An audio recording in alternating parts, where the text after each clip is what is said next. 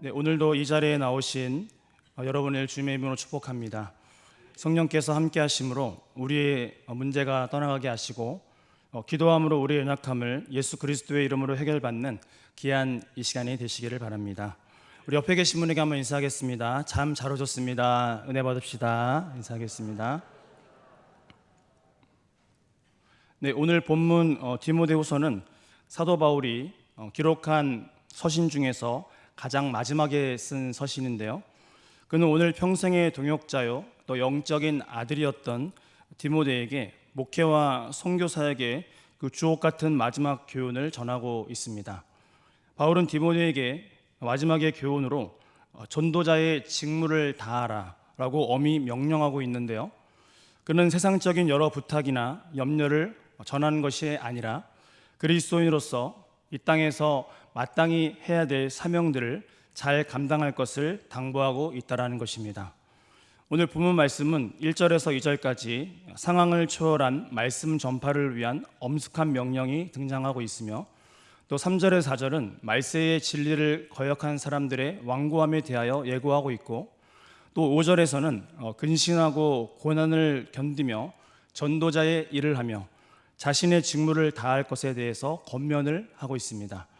그리고 6절에서 8절까지 말씀은 죽음을 예견하고 있는 바울의 마지막 유언적인 신앙 고백을 담고 있는데요. 우리는 날마다 머릿속에 또 내일, 한 달 후, 또 1년 후, 그리고 10년 후에 대한 플랜을 짜고 그것을 기대하면서 좋은 상상을 하면서 인생을 살아갑니다. 그렇게 몇 년 후에는 좋은 연매를 맛볼 수 있기를 바라면서 열심히 인생을 산다라는 것이죠. 그런데 중요한 사실이 있습니다. 우리의 인생 가운데 내일은 보장된 것이 아무것도 없다라는 것입니다. 왜냐하면 우리의 생명이 언제 끝날지, 예수님께서 언제 오실지 알 수 없는 인생이기 때문입니다.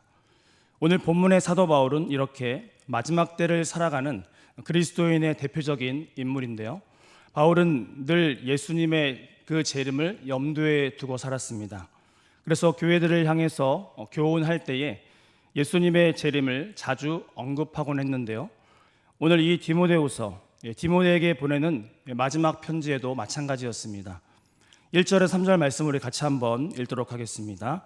하나님 앞과 살아있는 자와 죽은 자를 심판하실 그리스도 예수 앞에서 그가 나타나실 것과 그의 나라를 두고 엄히 명하노니 너는 말씀을 전파하라. 때를 얻든지 못 얻든지 항상 힘쓰라. 범사의 오래 참음과 가르침으로 경책하며 경계하며 권하라. 때가 이르니 사람이 많은 바른 교훈을 받지 아니하며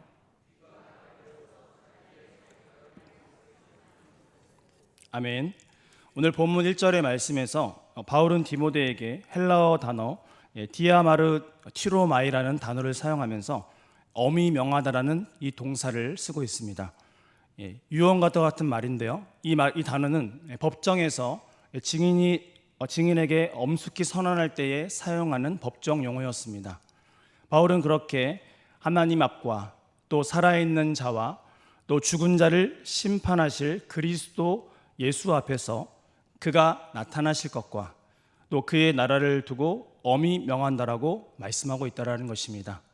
그는 지금 삼위일체 하나님의 권위에 의지하여 명령을 하고 있습니다.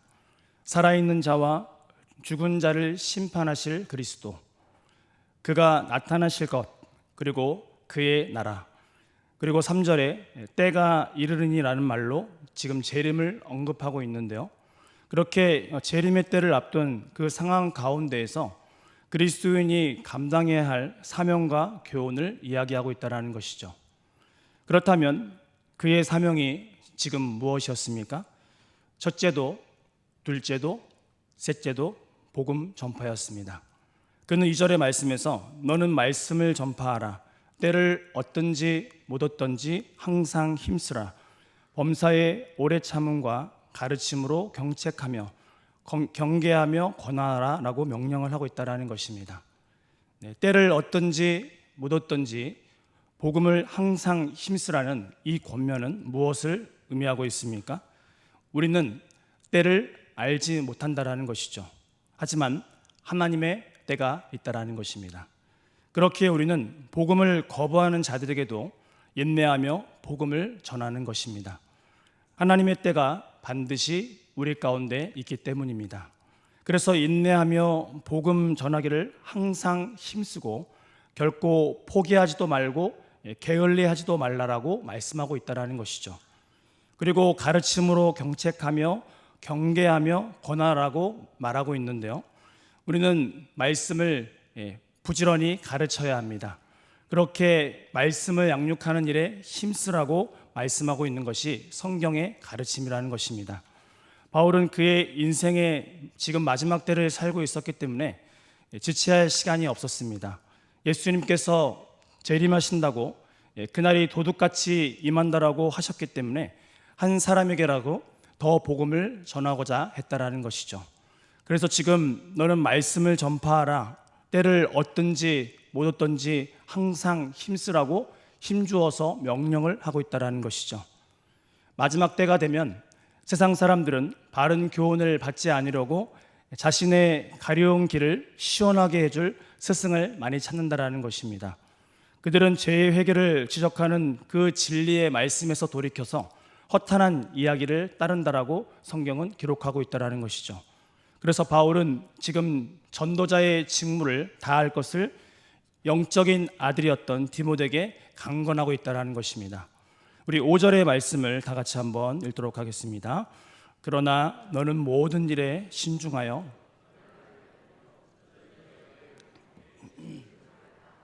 아멘. 네, 5절 말씀은 앞단락 1절에서 4절까지의 말씀, 그리고 뒷단락 6절에서 8절까지의 말씀을 연결하는 중요한 고리로 사용되었는데요. 앞단락의 결론과 또 뒷단락의 서론 역할을 동시에 하는 문장이라는 것입니다. 바울 자신도 그런 자세로 한평생을 살았기 때문에 그 누구보다 열심히 전도자의 사명을 감당해 왔고 많은 사람을 주님의 품으로 인도할 수 있었다는 것이죠. 사랑하는 성도님들, 예수님은 다시 오실 것입니다. 그러므로 온 가족이 믿음을 준비하시기 바랍니다. 그래서 우리가 마지막 때를 사는 그리스도인으로서 때를 얻든지 못 얻든지 복음 전파에 힘을 써야 한다는 것입니다. 또한 바울은 개인적으로도 마지막 순간을 살아가는 사람이었는데요. 그는 지금 죽음을 앞두고 있습니다. 6절의 말씀인데요. 전제와 같이 내가 벌써 부어지고 나의 떠날 시각이 가까웠도다. 우리가 구약 시대에서의 제사의 규례들을 연구해 보면 여러 가지 제사가 있는데요. 번제와 속죄제 등과 같은 것을 드릴 때에 일반적으로 제물을 준비하고 양이나 또 염소의 각을 뜹니다. 그리고 그 다음에 깨끗하게 씻는데요. 마지막 절차가 지금 포도주를 붓는 것이었습니다. 그것이 전제라는 것이죠. 마지막에 온갖 모든 것을 다 쏟아붓는 것이죠. 그래서 바울은 그렇게 자신이 가야 할 때를 알고 있었고 그곳에 가면 어떤 일들이 펼쳐질지를 잘 알고 있었다는 것입니다. 그래서 자명한 사실은 이 세상을 살아가는 사람들 가운데에 아무도 죽음에서 예외된 인생은 하나도 없다라는 것인데요. 사람은 누구나 죽습니다. 히브리서 9장 27절을 보면 한 번 죽는 것은 사람에게 정해진 것이요 그 후에는 심판이 있으리라고 말씀하고 있다는 것이죠. 이것이 팩트라는 것입니다. 그런데 중요한 사실은 죽음에는 순서가 없다라는 것입니다. 가수 현미 씨는 권사님인데요. 하루 전날 식사하고 노래하다가 갑자기 85세의 나이로 소천을 했다라는 것이죠. 그래서 천국 환송 예배를 드렸습니다. 결국 우리는 남녀노소 그리고 빈부 귀천을 막론하고 모두 한 번은 세상을 떠나야 하는 인생이라는 것입니다. 충청도 사람이 말이 들리잖아요. 그래서 충청도 사람들은 천국 가는 것도 죽는 것도 천천히 갈 것 같다고 좋겠어요 라고 누가 얘기했대요. 그래서 그분이 의외로 죽음에 관한 그 충청도 말이 제일 급하다고 얘기했다고 합니다. 사실 표준어로는 돌아가셨습니다 라는 것이잖아요.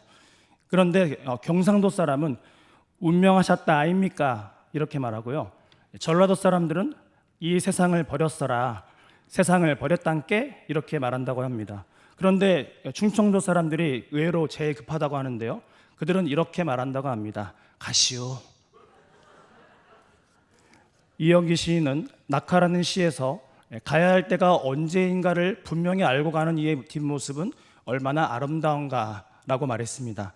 그런데 우리가 가야 할 때를 아는 것만큼 중요한 것이 무엇입니까? 우리의 방향입니다. 우리가 어디로 가는 것입니다. 그래서 그곳에서 어떠한 일이 벌어지는가를 우리는 알아야 한다는 것이죠. 그것을 알고 깨달은 사람은 하나님 앞에서 삶을 보다 치열하게 흐트러짐 없이 살 수 있다는 것입니다. 그래서 우리는 어디로 가야 하겠습니까? 예수님이 계신 저 천국입니다. 우리가 못 간다고 전해라 라고 얘기한다고 못 가지 않는 인생이라는 것이죠. 우리는 부르면 가야 한다는 거예요. 그래서 우리는 천성을 향해 가는 이 땅의 순례자라는 것입니다. 그리스도인들에게 있어서 죽음은 참 가슴 아프고 참 슬프지만, 그러나 우리가 지금 기억해야 될 것은 무엇입니까? 이것이 결코 마지막이 아니라는 것입니다. 왜냐하면 우리는 천국 소망이 있기 때문입니다. 그것이 오늘 사도 바울의 확신이요, 우리 신앙의 선배들의 확신이었다라는 것입니다.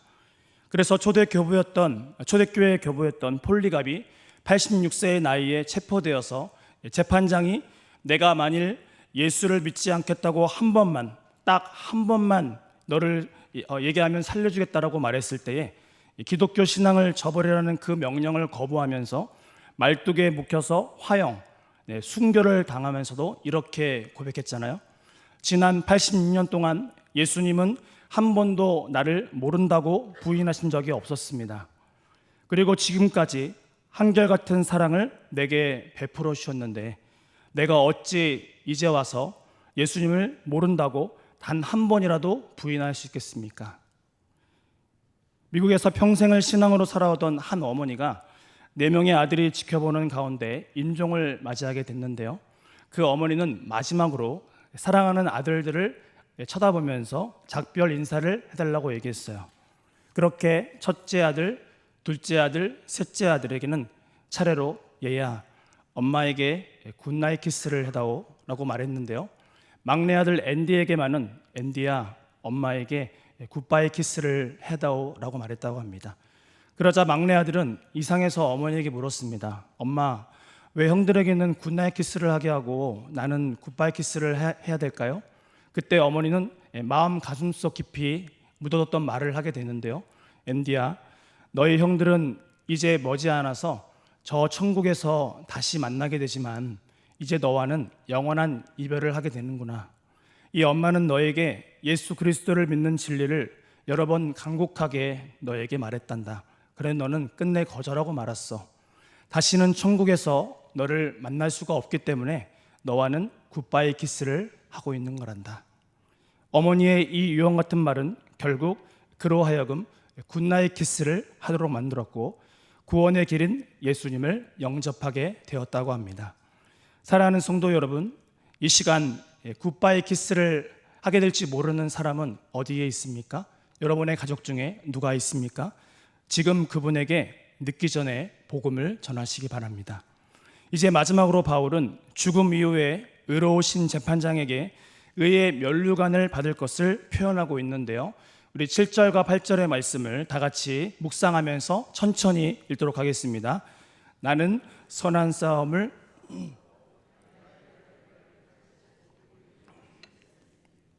이제후로는 나를 위하여 의의 면류관이 예배되었으므로 주 곧 의로우신 재판장이 그날에 내게 주실 것이며 내게만 아니라 주의 나타나심을 사모하는 모든 자에게도니라. 아멘. 그는 지금 죽음을 앞둔 순간에 그의 죽음이 과거의 영적 싸움의 결과였음을 하나님 앞에서 고백을 하고 있다는 것이죠. 그는 지금 어떻게 고백을 하고 있습니까? 자신에게 맡겨진 그 경주를 최선을 다해 마쳤습니다. 그리고 선한 싸움을 끝냈다라고 하나님께 고백을 하고 있어요. 우리도 한번 믿음으로 한번 고백했으면 좋겠는데요, 우리 7절 8절의 말씀을 나의 말씀으로 한번 믿으시고 함께 고백하겠습니다. 나는 선한 싸움을 싸우고 나의 달려갈 길을 마치고 믿음을 지켰으니 이제 후로는 나를 위하여 의의 면류관이 예비되었으므로 주 곧 의로우신 재판장이 그날에 내게 주실 것이며 내게만 아니라 주의 나타나심을 사모하는 모든 자에게노니라. 아멘. 이 말씀을 믿으십니까? 그래서 바울은 지금 의의 면류관을 기다리고 있습니다. 이 의의 면류관은 하나님이 보시기에 의인들, 곧 하나님의 의를 믿음으로 수납한 자들이 받을 수 있다라는 것이죠. 내가 예수 그리스도의 그 속죄함, 보혈로 속죄함을 받았습니다. 주 보혈 날 정결케 하고 주 보혈 날 자유케 하니 주 앞에 나 예배하는 이 시간 나의 모든 것을 주께 드리네. 그렇게 주님이 칭의, 의롭지 않았는데요, 의롭지 않았던 나를 하나님께서 사랑하셨어요. 그래서 하나님께서 나에게 넌 의로워 라고 선언을 하셨습니다. 하나님의 자녀가 되는 권세를 주었다라는 것이죠. 바울은 지금 이러한 고백을 하고 있다라는 것입니다. 하나님의 은혜로 예수 그리스도를 믿음으로 구원받아 이방인의 사도가 되어서 땅끝까지 복음을 힘써 전했습니다. 그리고 하나님의 은혜로 말미암아 온갖 고난과 핍박 가운데서도 소아시아는 물론 유럽과 이 땅 로마에까지 복음을 전파했다라고 고백하고 있다라는 것이죠. 그리고 이제는 하나님의 때가 되었습니다. 그래서 의로우신 재판장이신 하나님이 주실 상급을 기다리고 있습니다.